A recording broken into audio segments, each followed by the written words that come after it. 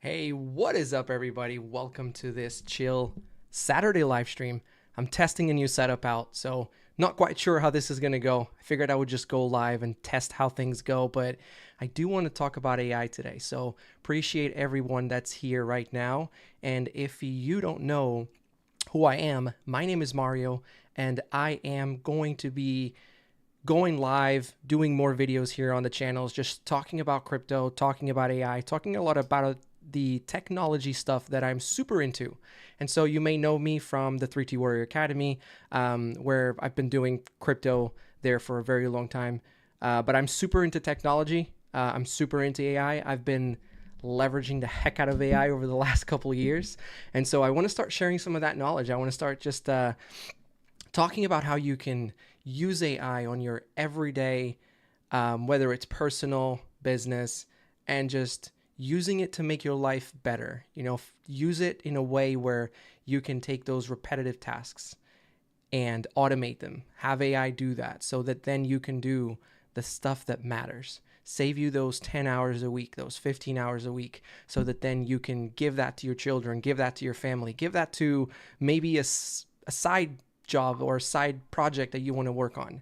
So that's what I'm going to be doing here over the future, really, just coming live and having a chat. And I will definitely be covering things today. Again, as I said, I am testing out a new setup here with the live streaming. So I figured I would just come on live. And let me make sure my audio is working. You want to work on yes. So cool. But yeah, just wanted to come on here and test out this live streaming setup. And I don't have a lot of time today, because I do have a meeting starting in about 18 minutes. But I do want to cover something today, which is today we're going to talk about AI. And primarily, we're just going to keep it very superficial, very simple. We're going to talk about two of the biggest language models that we have in the world right now. So we have OpenAI with ChatGPT, and then we have Claude Opus or Anthropic with Claude. And so those are the two kind of more mainstreams. And so they've been introducing a lot of features recently.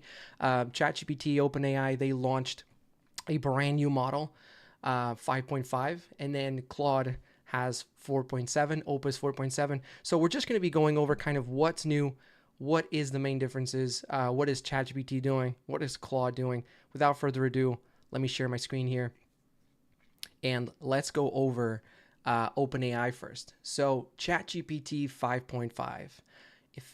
If you guys don't know, I mean, if you haven't tried ChatGPT, oh, I gotta fix my camera. Give me just a second, everybody. See, this is why I wanted to go live and test it out. Let me fix it really quickly. Here we go. All right, should be fixed now. So ChatGPT.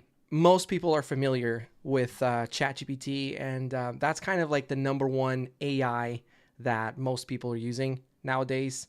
You know, asking questions, things of that nature. ChatGPT does tend to be the more mainstream AI for kind of everyday use, or I guess just normal usage altogether. So they've released GPT 5.5, which is their latest model. And so let's play this video so that we can see what the new features of GPT 5.5, or I guess this video is showcasing first impressions. Let's see what this is all about. My first impression of GPT 5.5 is that it is different in the sense that it actually understands what I'm trying to tell it to do. I see previously, a lot of my prompts have to be very detailed or very instruction-y kind of, where I'm trying to tell it like, hey, look in this part of the code base, do this. Whereas with GPT 5.5, sometimes I become lazy and I kind of give it a very ambiguous task, but then it will figure it out. It actually it directs its research and exploration to the right areas of the code base, comes up with potentially multiple options of how we could do it, and then gets it done for me. So it's been impressive. We had a little backlog accrue, and I just dropped that into a CSV, gave it to 5.5, and said, go fix a couple categories of bugs that had really bothered me for a really long time. And it did, I would say, a 98% job all by itself, and I buttoned some stuff up and it was done. It was able to traverse a pretty complex code base.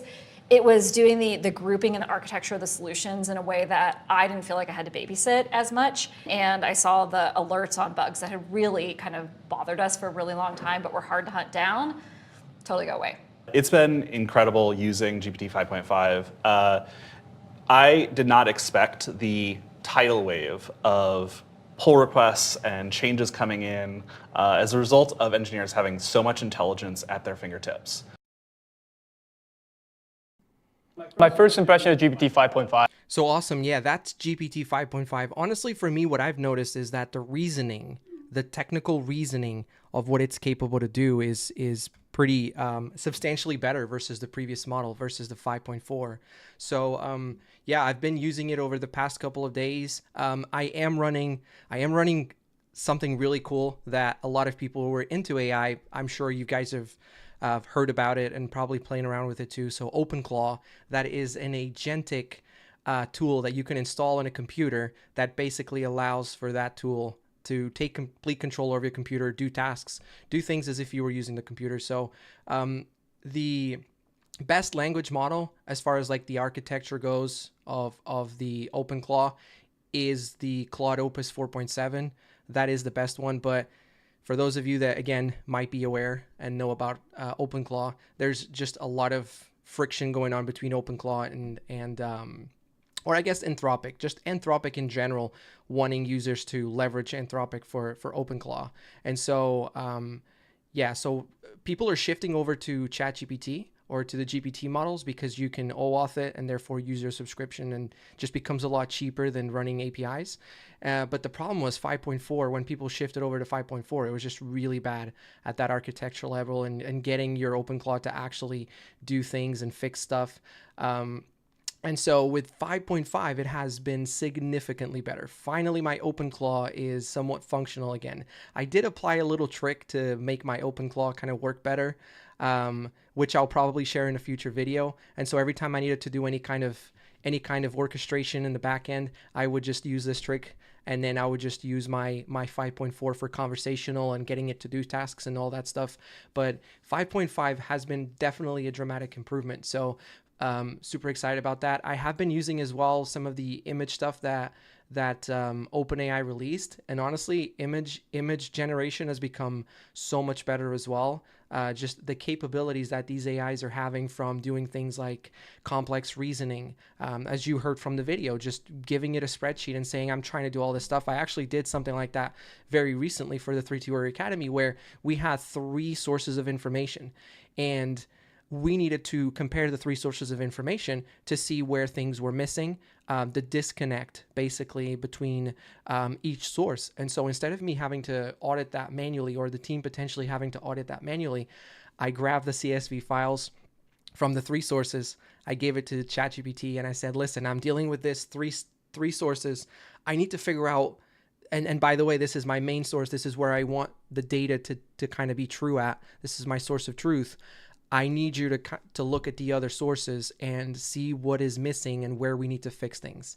And so it was able to do that. And it gave me an audit list. It gave me an audit list of accounts I needed to remove, and it gave me an audit list of accounts I needed to add. So super awesome. And that's the kind of stuff, like, imagine you had to do that manually. It would have taken hours, if not days, to scour through thousands of records. And that's where AI comes in super helpful and saving you that time, where now you can just ask AI to do that part. What are you going to intellectually learn and become better by having to audit 3 spreadsheets to look at data and compare it? I mean, that is not the level of intellectual that I necessarily want to have. I'm very creative. I want to continue expanding on my creativity, and I want to leverage AI to make that creativity come to fruition. I will be sharing with you guys some of the stuff that I've been also using AI for. I've created apps. I'm doing vibe coding, as I'm sure a lot of you on using AI may have gotten into as well. And so I've created apps. I've got an app out there now which is generating revenue for me, and I will be sharing more of that. It's actually on my hat, thexrpinvestor.com. But let's get back to ChatGPT. That's what we're here to talk about, and we don't have a lot of time left. So this is kind of a comparison or an analysis of the intelligence levels of the main language models that we have right now. So ChatGPT 5.5 here with the white line, and then we have 5.4. So we can see that there's a higher level or a higher index for the intelligence of 5.5, and then this is the output of tokens. So we can see that GPT-0.5, it's actually being considered one of the best models.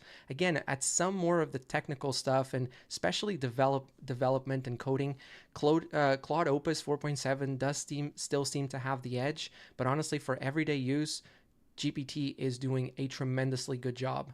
Let's take a look now at Opus 4.7. So this was another model that was released here in the past week or so, with Anthropic releasing their 4.7 model. Again, when they did this, they were comparing it to 5.4. That was the next best thing. But you can see here that they kind of benchmark really good versus everything else, versus their previous model 4.6, obviously ChatGPT 5.4, Gemini 3.1, and then Mythos. But yeah, just a lot of good stuff. One thing about Anthropic is that for the more technical inclined individual, Claude is definitely badass. Claude is definitely my favorite when it comes to leveraging my computer, like through Claude Workspace. Definitely so much better with that. Development, whether you're doing coding and things like that, Claude is just so much better at doing those tasks. And it's not a scenario where you're going to use Claude or OpenAI or Anthropic or OpenAI. For me, I use Anthropic and OpenAI. I have different use cases for kind of my more everyday, hey, what do you think about this? Or just simple question, is it a good idea to store this in the fridge? I'm going to use OpenAI mostly for things like that. But when it comes to more advanced reasoning, development, or just trying to put maybe a quick script in place or an app, then I do prefer to use Anthropic and the Claude Opus models. So definitely. I did want to search up some, let's take a look at some stuff here. Again, this is first live stream that I'm doing, and I'm kind of just doing this to test out the waters here with my new setup. So nothing really prepared and scripted. Just wanted to come on live and do this. Let's listen to this introduction video here. That's what I wanted to showcase. This introduction video here from OpenAI introducing GPT 5.5.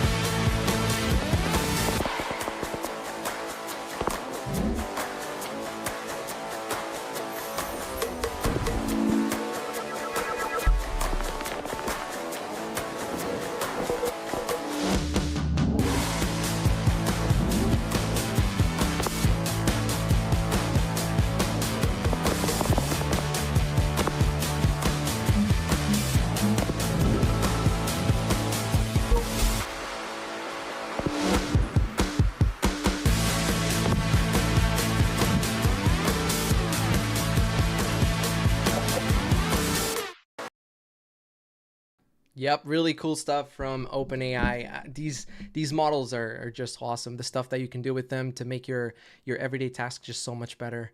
I highly encourage everyone who's not tried AI. Obviously, go out of there and try it. Start with your basic stuff, just asking questions. Take it with a grain of salt, though. It doesn't mean that that all of a sudden AI has to make every single decision for you, but it does mean that you can leverage. For me, that's all. That's all that it's about. It's just leveraging it for time, leveraging it for speed, leveraging it for the fact that it is the future, and I just want to make sure I stay ahead of the game and not get left behind. Guys, appreciate everyone being on this live stream with me. As I said, this is me kind of testing out a new setup, so nothing was scripted, nothing was prepared, nothing will ever be scripted, honestly. Whenever I did do Good Morning Crypto and whenever I go on the podcast with Coach JV and all those things, nothing is scripted. We just go live and we just have a conversation. I will obviously have topics that I will be talking about, but none of it is going to be necessarily scripted. I will be talking about AI, technology. I will be talking about crypto as well. I will be talking a lot about the stuff that I'm working on, hopefully to share some extremely good value with everybody. If it's your first time here, appreciate you being with me. You can follow me on all social medias. My handle is at Link with Mario. Over at the 3T Warrior Academy channel, I do a lot of crypto side of things and finances as well. Not financing, but finances.